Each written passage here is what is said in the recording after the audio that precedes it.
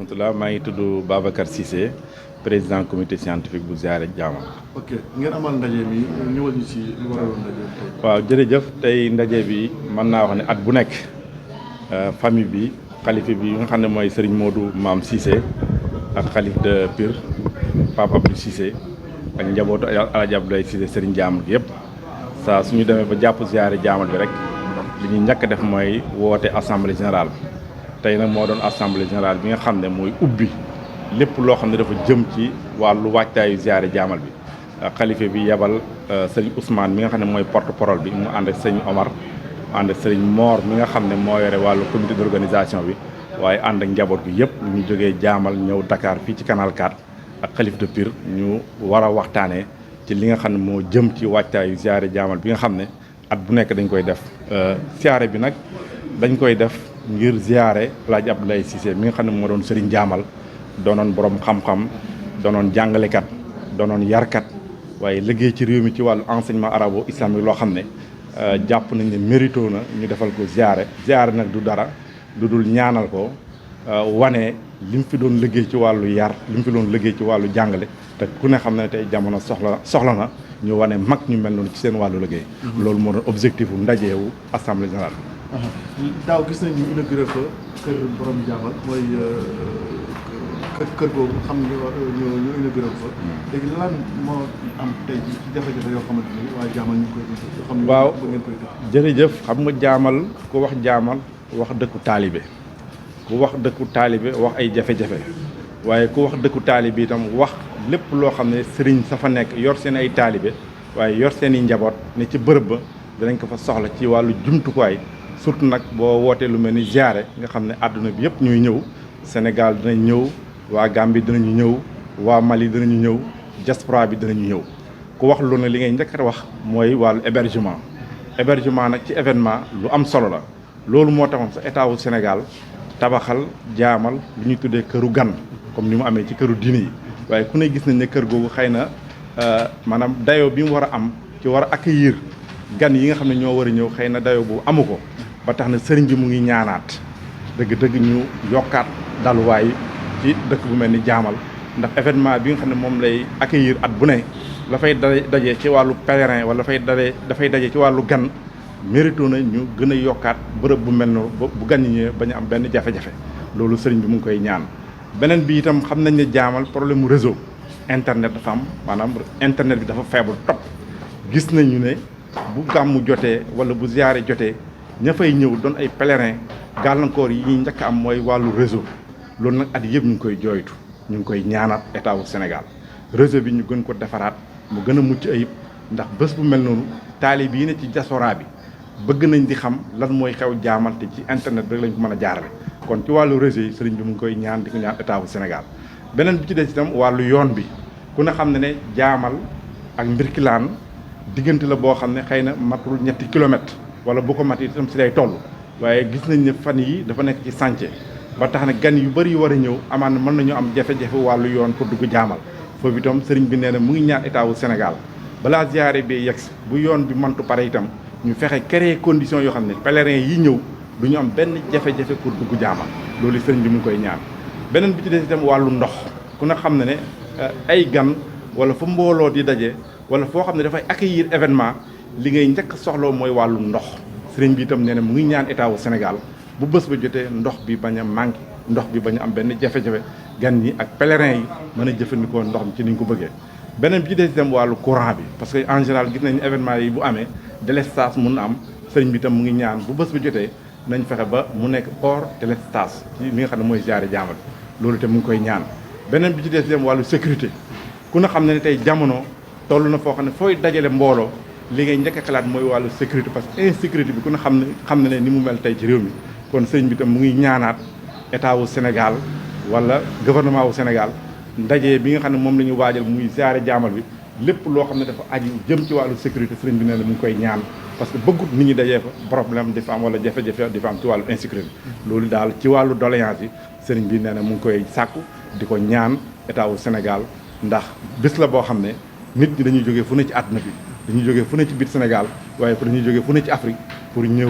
seet si wala ñëw taataan si lañ fay waxtaane ci wàllu xam-xam ci góor gi El Hadj Abdoulaye Cissé Serigne Diamal. at mu jot ñuy jël ab thème jagleel ko ziyaara bi. ren ban thème la ñu jot. waaw ren thème bi ñu tànn mooy dañu gis ne tey ku mel ni El Hadj Abdoulaye Cissé Serigne Diamal li mu liggéey ci wàllu xam-xam wàllu enseignement arabo-islamique ci Sénégal parce que dañuy wax ne El Hadj Abdoulaye Cissé Serigne Diamal moom du nitu tarixa maanaam nit marabu enseignement la woon maanaam yarkat la woon ku mel noonu nag tey fi jamono toll baax na ñu jël thème waxtaane waat kan mooy El Hadj Abdoulaye Cissé Serigne Diamal moo tax te ren thème bi ñu tànn mooy El Hadj Abdoulaye Cissé en tant que marabu enseignant nan la doon jàngale waaye ñi mu jàngal bañ dem ci société bi maanaam ban jeexintal lañ am ci société bi loolu mooy thème bi nga xam ne moom la ñu tànn ren waaye ñu tànn itam professeur docteur Jim Ousmane Dramé mi nga xam ne thèse de doctorat am mu ngi ko def ci El Hadj Abdoulaye Cissé Serigne Diamal ren moom mooy conférencier bi ànd ci ak oustaz Balla Dramé mooy modérateur bi waaye dañuy def itam at bu nekk dañuy jël kenn ci magu réew mi tuddee ko forum mu Diamal boobu ren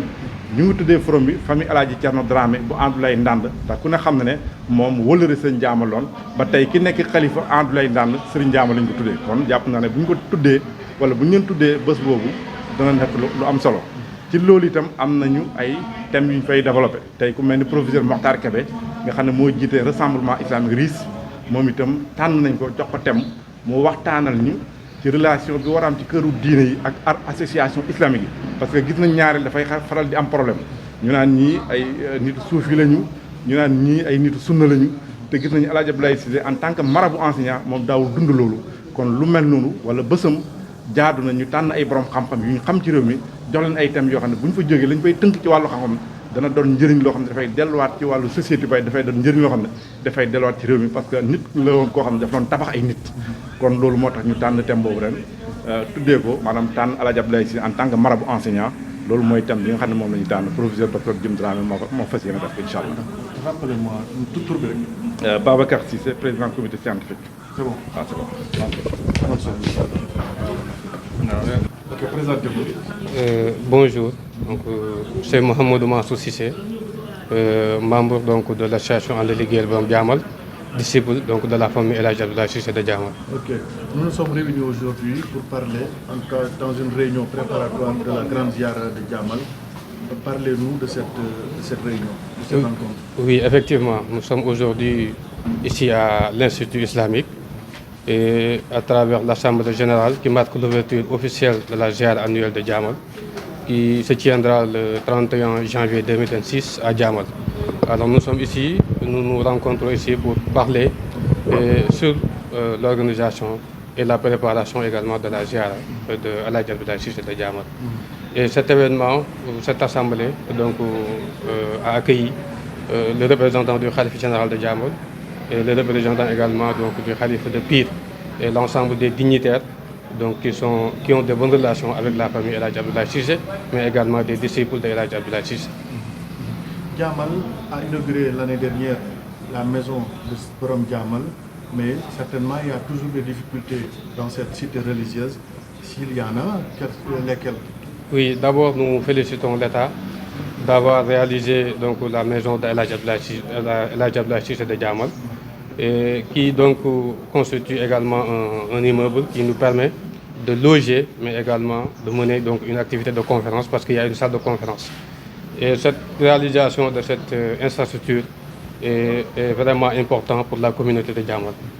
Maintenant, par rapport également à la suffisance, on pourrait dire que ça pourrait être beaucoup plus amélioré parce qu'on sait que la ziara de Diamal c'est un événement international et qui verra la présence donc, de la diaspora et des disciples donc, de l'intérieur et partout de l'intérieur du pays. Et du coup, donc, nous avons besoin plus d'hébergement et plus de salles également pour mener la conférence parce que l'événement de la ziara, c'est un événement qui se passe dans 3 jours. Il y a plusieurs activités, mais également il y a du monde. Et donc plusieurs disciples viennent, mais on a toujours des problèmes pour les invités. Et de ce fait, nous demandons encore à l'État du Sénégal, si possible, de renforcer cette structure, mais de mettre à la disposition de la famille El Hadj Abdoulaye Cissé d'autres infrastructures de logement et d'hébergement. Il y a aussi d'autres difficultés? Oui, il y a d'autres activités. D'abord dans l'hébergement, donc pour l'immeuble, donc l'immeuble, la maison de El Hadj Abdoulaye Cissé a toujours besoin donc d'être immeublée. Là aussi, nous demandons à l'État du Sénégal et de nous en donner plus de possibilités. Mais la GIAR aussi, comme le président donc, du comité scientifique l'a dit, donc c'est un événement donc, à travers lequel nous menons plusieurs activités. Il y a un thème donc, sur El Hadj Abdoulaye Cissé, comment donc, il faisait ses éducations. Quelles sont les stratégies pédagogiques qu'il a toujours donc, favorisées pour l'éducation des disciplines. Et donc, du coup,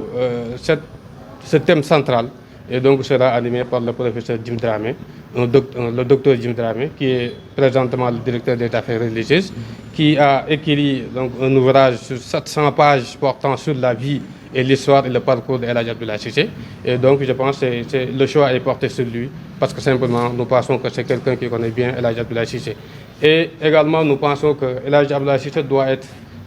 quelqu'un très bien connu à travers donc, ses œuvres, son parcours et également sa façon de véhiculer l'éducation islamique au Sénégal. Et nous avons besoin également de connaître la personne parce que c'est quelqu'un qui a fait des 10 ans, des décennies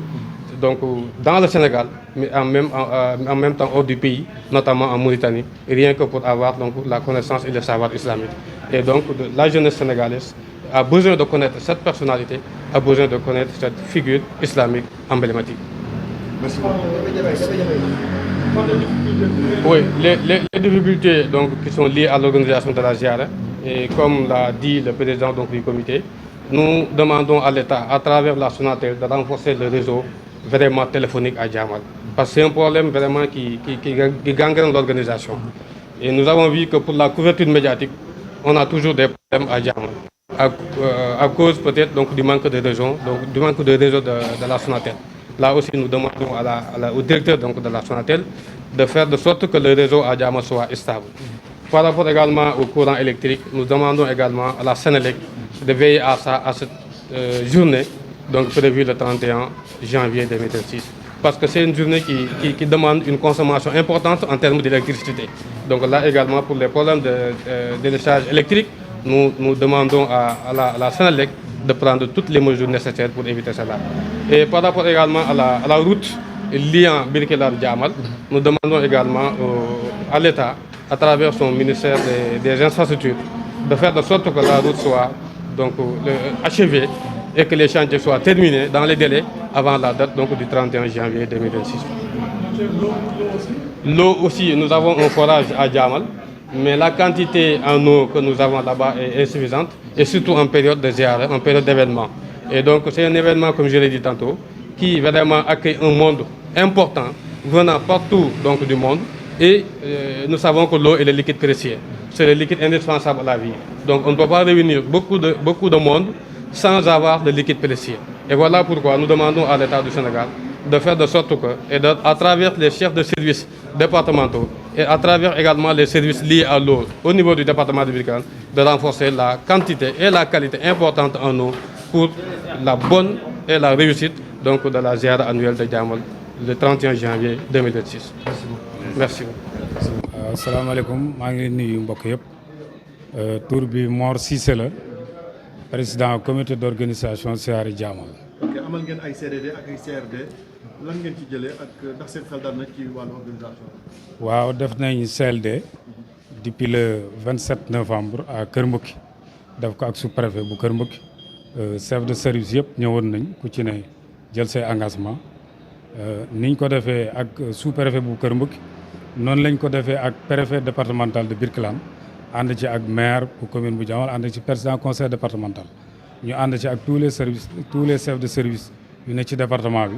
ku ci ne jël say engagement wane ne incha allah ni nga ko daan defee fas ngeen ne def ko ba def loo xam ne doo ko lan def ànd ci it ak képp koo xam ne chef de service la ci département bi waaw. ndax liñ leen wax ñoom dal na seen xel. waaw li ñu wax mooy comme engagement yi ñu daan jël rek moom lañ ñu jëlal sëriñ bi ñaanal leen balaa booba ñu mën ko remplir comme ni ko sëriñ bi bëggee ak njaboot gi ku mel ni Assaroute ñëw nañ jël seen engagement tali bi nit ñi dañ ci mën a jaar dem ci ziara Djamal ba ñu xool piste bi boo xoolee piste bi Djamal dafa am ñaari yoon benn bi mooy yoon bu mag bi tali bi nga xam ne moom la Assaroute di defar moom lañ ko ñaan nee na dina ko defar balaa siyaare bi ba tali bi oto yi mën ci jaar. deuxième piste bi it wax dëgg yàlla nee na dina ko defar xëy na tàmbali nañ ko li des bëriwul mais nee nañ dañu ko defar balaa siyaare jaamal leneen liñ ci yokk rek mooy jaamal dëkk bu mag la te pare yi day bëri problème mu ndox dañ koy am at mu ne te bu ñu sañoon jaamal benn forage moo fa nekk te forage ba attanutu jaamal bu ñu sañoon ñu indi ñu beneen forage parce que ni ko xew-xewu diine yëpp soxlaa noonu la ko jaamal soxla beneen bu ci topp muy këru gan gi état liggéeyal nañu ko jëmm jaa ngi taxaw mais immeuble wuñ ko loolu it bu ñu amoon lu ñu gënal ñu am immeuble bañ meuble ñu ko ba néeboo dugg fekk fa la méngoog moom beneen bu ci topp bëggoon nañ état jàppale ñu ba di ñu ko defal entretien parce que bâtiment bu toll noonu boo ko tabaxee ci dëkk bàyyi ko noonu te amul entretien jàpp naa ne mun naa ñàkk yàgg beneen bu ci topp bi mooy sécurité bi ñu ngi ciy tawat bu baax ñu ngi ciy tàllal loxo bu baax état ndax bu yàggut rek matut 4 jours am na ay bandi yu fa ñëw ba tiire fa ay fetal ci ay nit ñoo xam ne dañ doon julli ci jumaa ji wala nit ñoo xam ne dañ doon dem tool kon nag loolu état ñu ngi koy tàllal loxo bu baax ci sécurité bi parce que jamono bi léegi dafa manque sécurité waaye rawatina ñun baykat yi rawatina ñun ñu dëkkee ci àll bi kon état ñu ngi koy tàllal bu baax di ko tàllal loxo ci sécurité bi ni ñu ko gën a yokkalee moo ñu gënal boo demee jaamalit dafa am quartier yoo xam ne dañuy màgg mais courant bi màggul ànd ak ñoom ndox mi màggul ànd ak ñoom te ñooñu ñëpp ci njaboot ak jaamal lañ bokk boo demee léegi bëri na quartier yoo xam ne amuñ courant parce que li tax amuñu courant mooy poto lamp yi yeggu fa loolu it ñu ngi koy tàllal loxo état naka la ñu ci mën a dimbale ba balaa siyaare ñooñu bokk ci njaboot ak jaamal te courant bi yeggut ci ñoom ñu mën ñu defal ay poto bañ mën a dugal courant seen kër yi même addo bi ndox mi nit ñu ci mën a jàppale parce que ñooñu ñu ngi ci dëkk bi mais li dëkk bi am mënuñu ko am waaw yooyu yëpp ñu ngi koy ñaan waaw transport bi liñ ciy wax rek mooy sëriñ baa ngi woo ñëpp safoor yi sëriñ baa ngi woo ñëpp di leen tàllal loxo waaye nag ñu daw ndànk ñëw ci jàmm indi pèlerin yi ci jàmm ñu ñëw siyaare ci jàmm dellu ci jàmm loolu sëriñ baa ngi leen di ñaan na ñëpp daw ndànk ndax jaamal xew-xewu jaamal moo ci dégg lu dul noonu kon nag buñ ko wootee sëriñ baa ngi tàllal loxo safoor yi nañ daw ndànk mën a yegg ci jàmm ñi ñu indi joxal seen i parere ba seen i ñibbi jot ñu dellu ci jàmm. Mor Cissé président comité d'organisation siyaare jàmm merci.